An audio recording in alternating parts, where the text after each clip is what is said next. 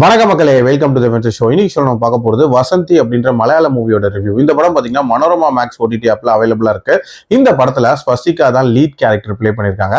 இந்த படம் நிறைய கேரளா ஸ்டேட் அவார்ட்ஸ் வின் பண்ண ஒரு படம் அப்படின்னே சொல்லலாம். ஒரு வித்தியாசமான ஜேர்னியை காட்டக்கூடிய ஒரு படம். அதாவது ஒரு சாதாரண பெண், பல கனவுகளோட இருக்கக்கூடிய ஒரு பெண் இந்த சொசைட்டினால எப்படி ஒரு செக்ஸ் ஒர்க்கர் ஆகுறா அப்படின்ற அந்த கதையை சொல்லக்கூடிய ஒரு படம். இந்த படத்தோட ஸ்டார்டிங்லேயே பாத்தீங்கன்னா ஒரு ஸ்டேஜ் ஒன்று போட்டிருக்காங்க.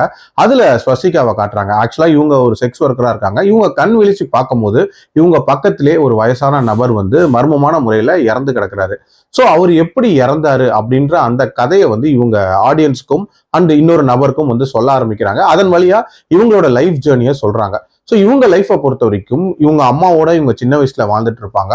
அவங்க அம்மாவும் ஒரு செக்ஸ் ஒர்க்கர் தான். அது இவங்களுக்கு பல நாட்கள் தெரியவே தெரியாது. ஒரு சிச்சுவேஷன்ல இவங்களுக்கு தெரிஞ்சதுக்கு அப்புறம் மட்டும் தன்னோட அம்மாவோட இருக்க மாட்டேன், நான் தனியா என்னோட கனவுகளை பர்சீவ் பண்றதுக்கு போறேன் அப்படின்ற மாதிரி கிளம்பி போறாங்க.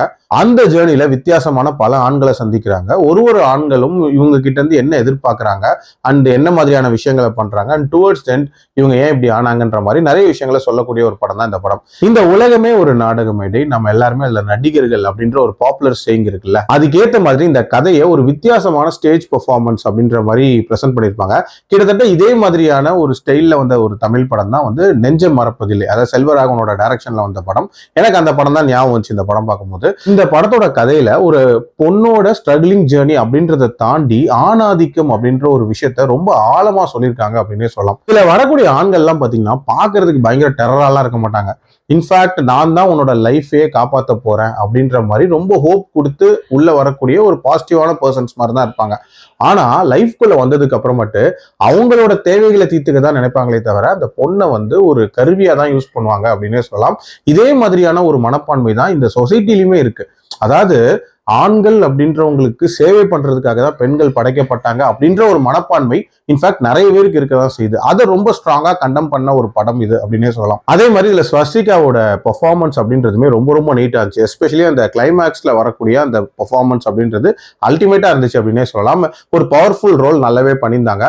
டியூரேஷன் வைஸ் 2 மணி நேரத்துக்குள்ள முடிக்கக்கூடிய ஒரு படம். மேக்கிங் வைஸ்மே பாத்தீங்கன்னா ரொம்பவே நேச்சுரலா எடுத்திருந்தாங்க நிறைய காட்சிகளை. எனக்கு ஏன்னா இந்த படத்துல இன்னும் கொஞ்சம் பெட்டரான டீடைலிங், அதுவும் குறிப்பா ஸ்வஸ்திகாவோட ஆரம்ப கால லைஃப்ல இருக்கக்கூடிய டீடைலிங்லாம் இன்னும் கொஞ்சம் பெட்டரா இருந்திருக்கலாம். அதே மாதிரி கிளைமேக்ஸ் முடிச்ச விதம் அப்படின்றதுமே அவ்வளவுதான் கதை முடிஞ்சிருச்சுன்ற மாதிரி முடிச்சாங்க. பட் அதுலயுமே இன்னும் கொஞ்சம் இன்ஃபர்மேஷன் அப்படின்றது கொடுத்துருக்கலாம். மற்றபடி இது ஒரு நீட்டான படம், கண்டிப்பா ட்ரை பண்ணி பார்க்கலாம். என்னோட ரேட்டிங் இந்த படத்துக்கு 3.2 out of 5.